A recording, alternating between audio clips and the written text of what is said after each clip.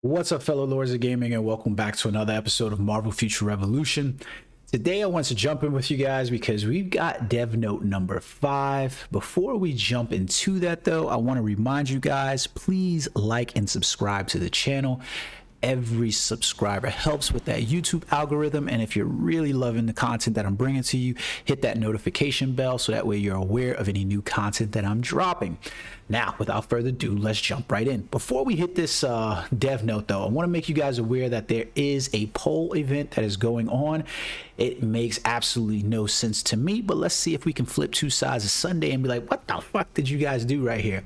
So basically, they're telling you we have introduced new content and improvements made through their dev note number 5. You haven't done it yet, but what they're asking you for is to tell you what you're most excited about. Now, the really weird part about this dev note is that they're going to award agents who participate in the poll, but then they're also going to award agents in the top voted category. What sense does that make? That's like basically everybody who picks the costume Nano Fusion and that becomes the 90th percentile of votes, you're all going to get an additional reward because you somehow guessed. It doesn't make any sense at all, but make sure you go over there because you basically stand a chance of getting at the very minimum the draw ticket selection box, if not 2. It makes no sense whatsoever, but I'm gonna try to make this quick, but I'm about to rip into Netmarble over here, and probably anybody who's basically did a review of this and we're just happy as fuck about it. But let's jump in. All right, so basically we got the dev note, and I want to put out the first primary thing that I'm going to let you know.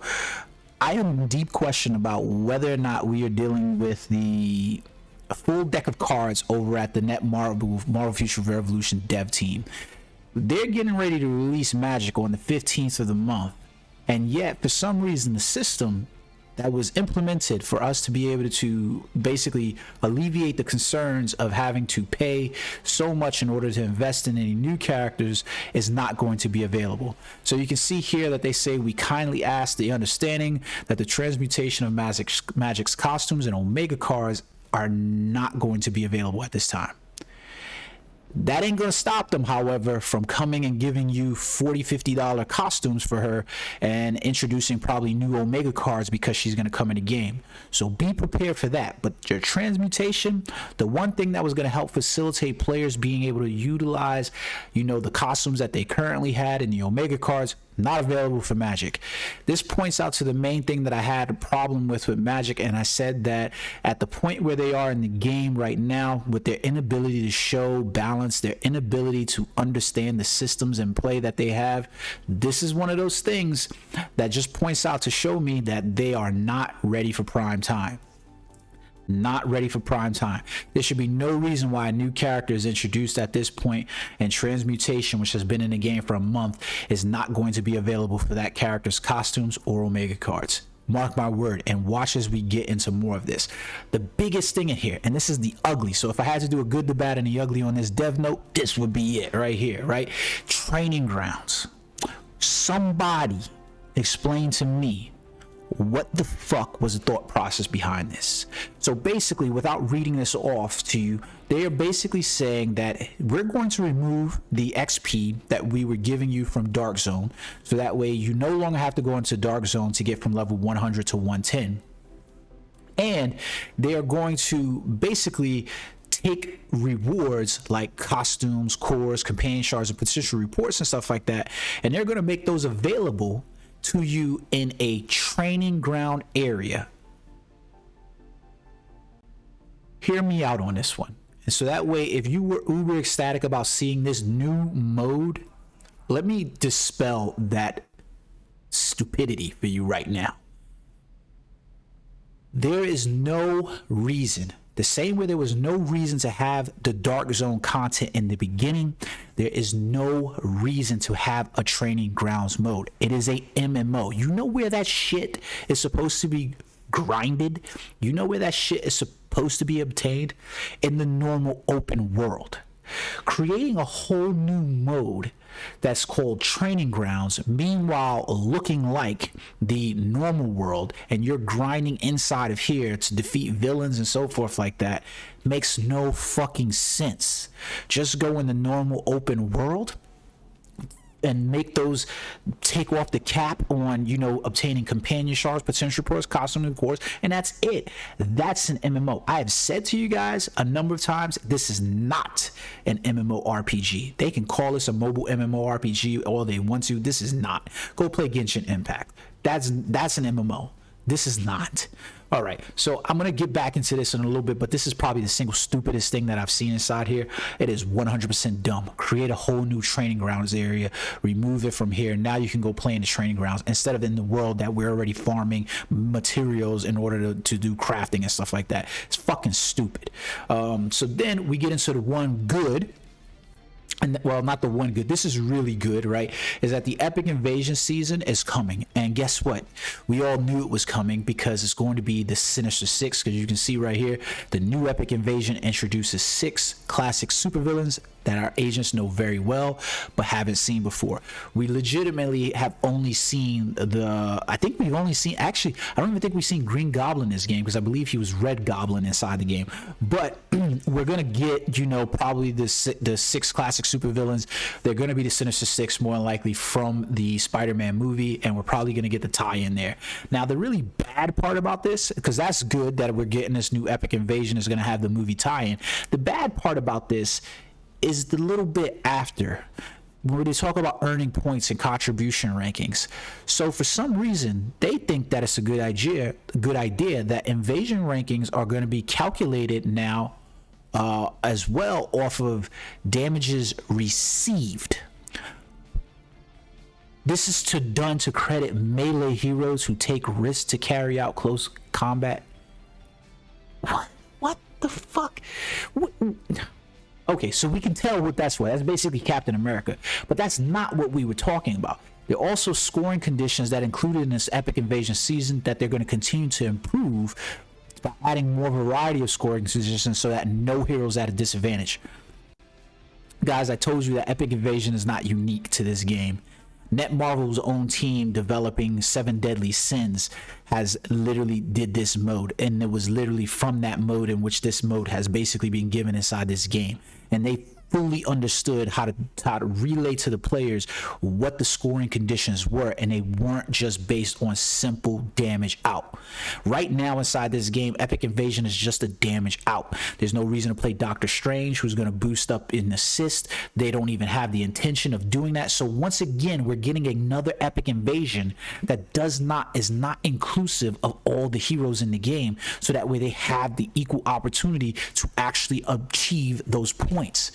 It's stupid. This is drawing board level shit. And the fact that we're going into another Epic Invasion and they don't know how to fix those scoring conditions is concerning. It's concerning going all the way back to Alice Pox chilling with Danny Koo, where we had that shit inside there where she just didn't even seem to understand that the developers were going to be like, hey, you know what, we possibly on the gamma here, we didn't know you guys were going to be able to clear these bosses in 10 seconds. Like, stupid, just stupidity. And then this is where it gets ugly again. The targeting system improvements. This goes to a core underlying principle in the game that this is something that should have been figured out from day one, and it's something that they're still not even figuring out now.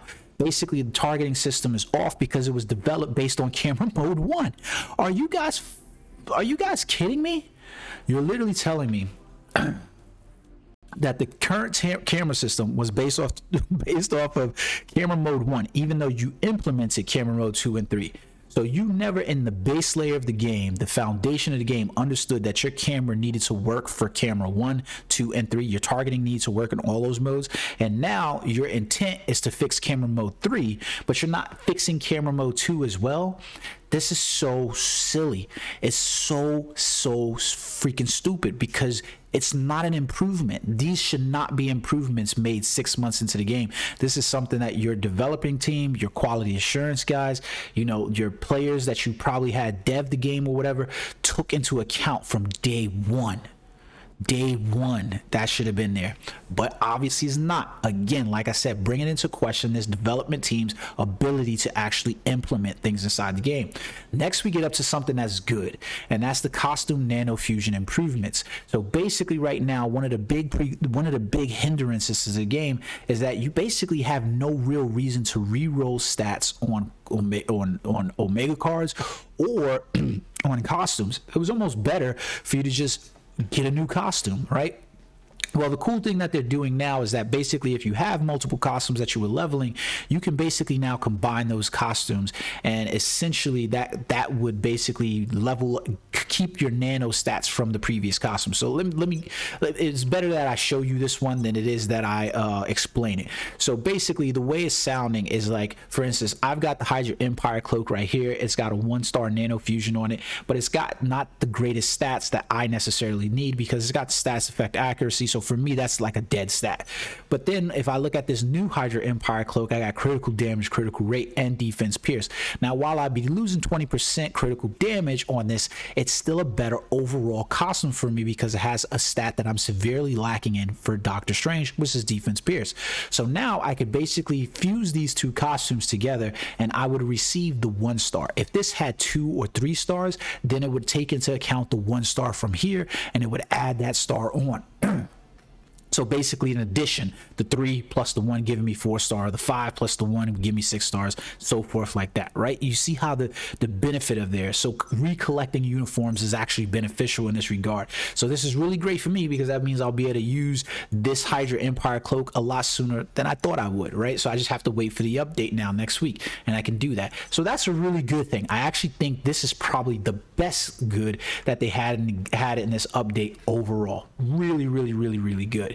Then we get inside here where we talk about the Omega card and companion presets. Those are coming to the game. That's a good thing. They needed to be inside there. It's something that even we inside Marvel Future Fight have been begging them for forever and a day, and we still haven't gotten them. So it's going to be one of those beneficial things because having the presets so that way players weren't like rushed into jumping in like Alliance Omega more and stuff like that and trying to figure out those on the fly. Just being able to switch them is a benefit. Now we get into some more I will say this is bad, okay? It's bad depending on where you fit into the people who play Dark Zone or not. They basically are trying to say they're looking into Dark Zone from different angles to revive its original excitement. If I can get 10 people on my thing to comment in the section below to tell me that you were excited about Dark Zone at any point in its existence, please comment there in the section below, because this is the part that tells me that they're tone deaf to the community. Nobody liked Dark Zone. Even when it first came out, people were just literally in there just doing PKs just to PK, right? Nobody liked Dark Zone. Nobody liked Dark Zone. And the only reason why Dark Zone participation increased was because they put the hero XP inside there. My expectation is that when unless the rewards are going to be far beneficial, nobody's going to play it once they remove the hero XP. It is a chore. It's a labor, and it's not fun. It just isn't. Like, it's doing something I could do in the normal open world, being forced to do it inside this world over here, and I have to spend an inordinate amount of time doing it as well. So it's just like, it's not fun. It isn't. It's not fun at all. So all the PvP channels are going to go away. So this is like one of those bad areas, basically. If you're looking at it, in my opinion, it's bad because why are you guys investing so much? I'll tell you why. Because they know that this is an area in which they can monetize the game extremely by basically creating competition amongst the top whales, so that way people are feeling like hey, you know what, my alliance needs to compete in this mode the same way they do inside Alliance Omega War. That's what this is. Then we've got the Alliance Omega War improvement that they're making, right? So basically they recognize that the smaller alliances can't compete inside here because there's a minimum player requirement, but some of these smaller alliances don't have those. Well, that's good for the guys to jump in and compete, but here goes the bad part about it. If you're a smaller alliance with only 8 players or some shit like that, 10 players, are you really going to be able to compete against the alliance that has you know, 50 players and you're gonna get paired up with those players? No, you're not. It doesn't make sense, right? Like, so the one good thing about this is that they're gonna adjust the participation registration from 5 minutes to 10 minutes. I've seen Wolverthor and some of the guys inside X-Force try to do it, and man, it's a pain in the ass to try to do that. If you watch any of Wolverthor's videos, you know that it's a pain in the ass trying to get everybody participate and logged in. This is just a fucking headache. Then we got dog water mode improvements. Thank you, Tay, for that, because this is definitely dog water mode, right? And so basically they're going to remove the extra points that you receive for participating in this and placing first, because people were realizing that they weren't getting those extra points, so they just immediately stopped playing. I've run into this a number of times where players are like, you can tell they just like realize that, hey, I'm not going to place first, so whatever, I just want the match to be dead, I'm going to stop playing, and I just die over and over. And now, you know, you're the player trying to revive them most of the time or whatever, so they're going to remove that or whatever. Special operations is dog water mode. It's probably the best mode to play in the game, simply because of the rewards. You don't deal with multiple layers of RNG in there. You basically deal with one layer. You're going to either get the special costumes from the boxes or you're not, so you're only dealing with one layer. Then they talk about some UI fixes and things like that or whatever. Basically, you know, like their quality of life improvements and things like that, which is good. You know what I mean? Like, you can't really complain about those.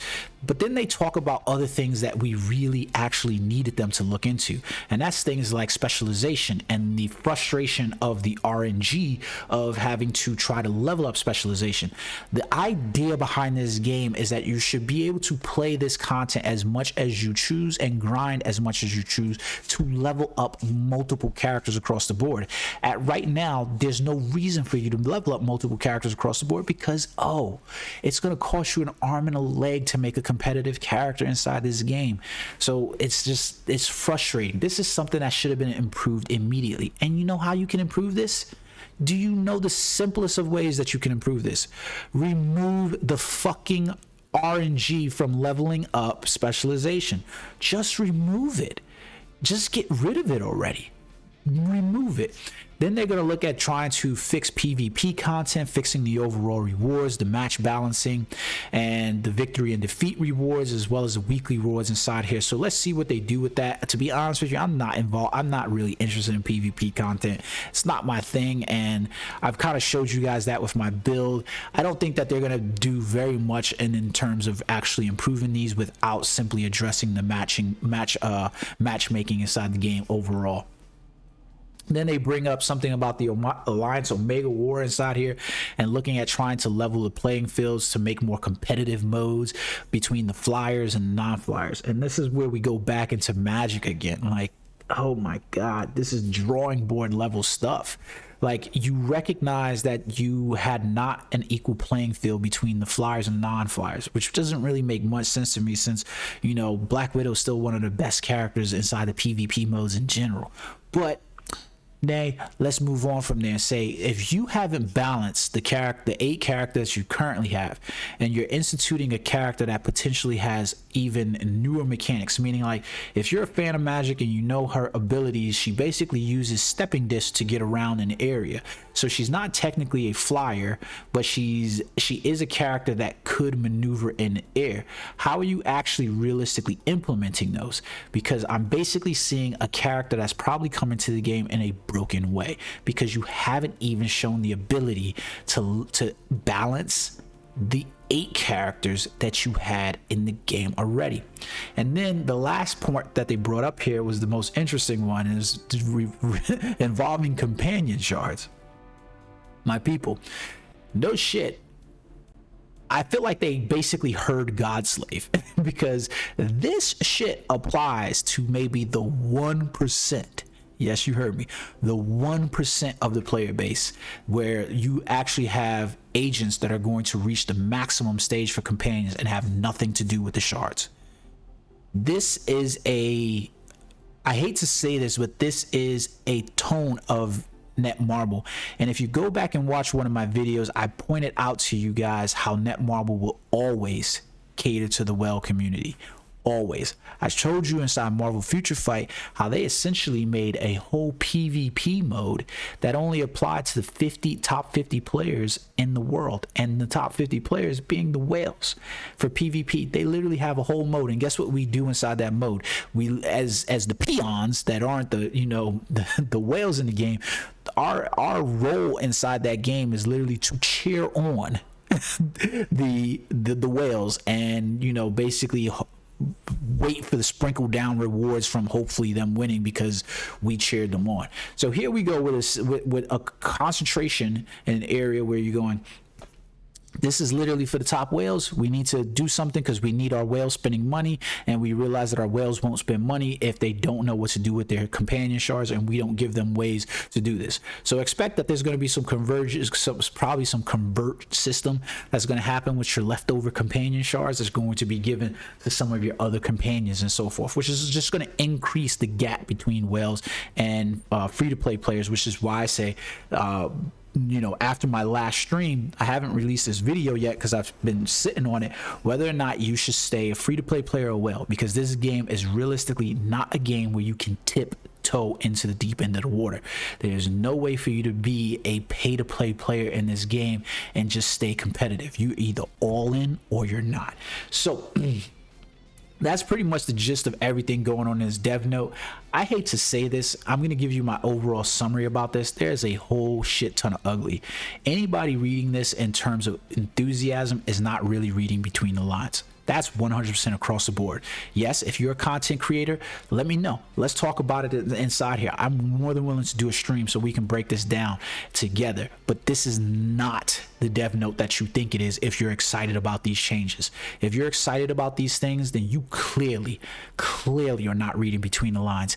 From top to bottom, if you read this is literally telling you that we have a development team that did not take into considerations things that should have been at the foundation core of the game when it was released, and that they're now working to catch up to things that should have been implemented in the first place. And the worst part about it is that they're addressing things in such a way that it is more concerning than it is rewarding for the players. It's concerning to read these things and say you're working on targeting system improvements because you didn't realize that you should have developed your camera based on all your targeting based on all 3 camera modes. So now you've also excluded in your dev note the fact that you needed to make sure the targeting system improvement works for camera mode 2, because yes, there are people that likes to play the game in camera mode 2. But are you telling me that if I use camera mode 2 I'm gonna have a problem? That doesn't make sense. That doesn't make sense. You're telling me that you're listening to player feedback while telling me that the most exciting mode, the players were excited about Dark Zone? Nobody was excited about Dark Zone. You're telling me that you're introducing a new area called the training grounds that people can grind, that you're supposed to be an MMO RPG. Imagine if I was playing Black Desert Online. Imagine if I was playing Final Fantasy. Imagine if I was playing